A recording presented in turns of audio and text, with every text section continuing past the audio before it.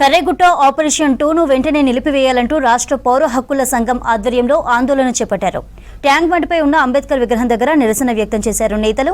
3 రోజులుగా కేంద్ర బలగాలు కర్రెగుట్టలను చుట్టుముట్టాయన్నారు. జవాన్లు ఆదివాసీలను మావోయిస్టులను హతమార్చే పనిలో నిమగ్నమయ్యారన్నారు. మావోయిస్టులు ప్రాణాలతో బయటకు రావాలని చూస్తున్నారని, కానీ వారిని ఎన్కౌంటర్ పేరుతో హత్య చేయడం ప్రజాస్వామ్య విరుద్ధమని చెప్పారు. రాష్ట్ర ప్రభుత్వం చొరవ తీసుకుని కగార్ నిలిపివేసేలా చూడాలని డిమాండ్ చేశారు నేతలు.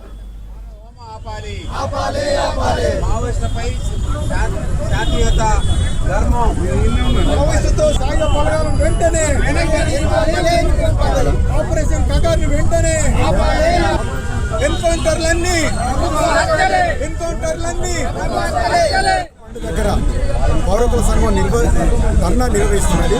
ఇది ఫిబ్రవరి 18 నుంచి మన ముడుగు బార్డర్లో ఉన్నటువంటి కర్రెగుట్టల్లో 5,000 సాయుధ బలగాలు, అందులో సిఆర్పిఎఫ్, గ్రియాండ్స్, డిఆర్జీ బలగాలు కలిసికట్టుగా కుమ్మి నిర్వహిస్తూ ఒకవైపు ప్రకటించినట్టుగా ఇప్పటికి 5 చంపేసిండ్రు. ఇంకా ఎన్ని హత్యలు జరుగుతాయని భయంగా ఉంది, ఆందోళనగా ఉంది. ఈ నేపథ్యంలో పౌరకుల సంఘం ఆర్టికల్ 21 జీవించే హక్కుకు ప్రధానంగా గుర్తింపిస్తుంది, గౌరవం ఇస్తుంది. కాబట్టి ప్రభుత్వాలు జీవించే హక్కును కాపాడాలని, అక్కడ ఏదైతే కర్రెగుట్టల్లో చుట్టుముట్టిన 5,000 సాయుధ బలగాన్ని వెనక్కి తీసుకొని వాళ్ళ యొక్క జీవించే హక్కును కాపాడాలని మేము డిమాండ్ చేస్తాం.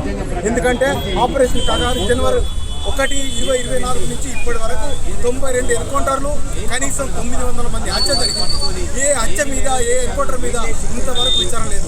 పట్టుకొని కాల్ చంపుతున్నాయి. ఇన్ఫార్మ్ల ద్వారా, డ్రోన్ల ద్వారా, లేకపోతే సరెండర్ వాళ్ళ ద్వారా వాళ్ళు ఆచూకీ తెలుసుకొని చుట్టుముట్టి కాల్ చంపుతున్నాయి. ఒక్కొక్క చుట్టి ముట్టడం వెనుక 5 నుంచి 20,000 బలగాలు ఉంటున్నాయి.